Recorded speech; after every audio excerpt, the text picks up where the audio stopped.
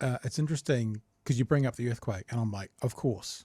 So you've given us a tangible thing to look at. But what you don't hear today, like I literally had someone text me over the weekend or tweet me over the weekend or excrete me, whatever you call an X these days, over the weekend.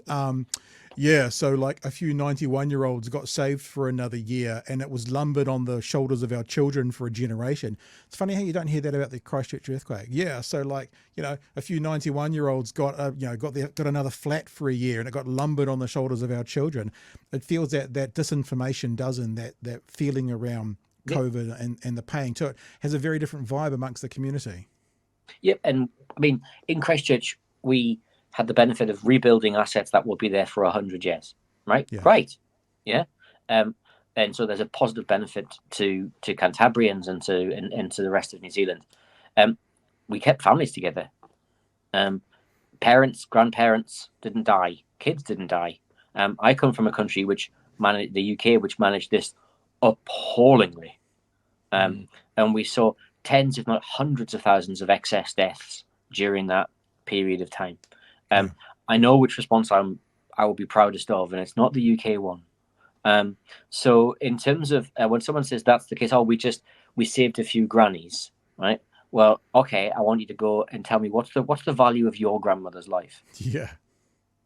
The question, this is the last question, though. The question is, are you okay with more debt for more alive New Zealanders? You can say no, but you can't have it both ways. You can say, no, I'd rather have the businesses open sooner and more dead people. I'd rather have, the borders shut for a bit longer and have more live. That's the only two options. And for me personally, I'm okay with, so we're facing a bit more debt now than some of the other countries that opened up earlier. Yet the ones that opened up earlier have those terrible death statistics, and we've got better ones. I'm okay with the payoff at the moment. It's going to be a bit harder.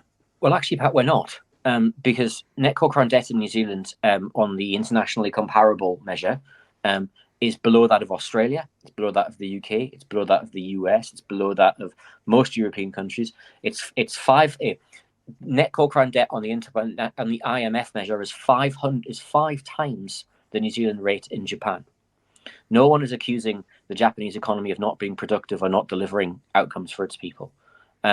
Public debt and the response to COVID, the debt that we accrued is still leading us nowhere near any kinds of debt ceiling. The Treasury at the budget policy statement this year, so led by the new Minister of Finance, said that our levels of debt were within the bounds of prudence. So even the Treasury doesn't think we have a debt problem in New Zealand. The last time we had a debt issuance in February, it was 700% oversubscribed. So there were 7 times more people wanting our debt than actually the debt that we tried to issue.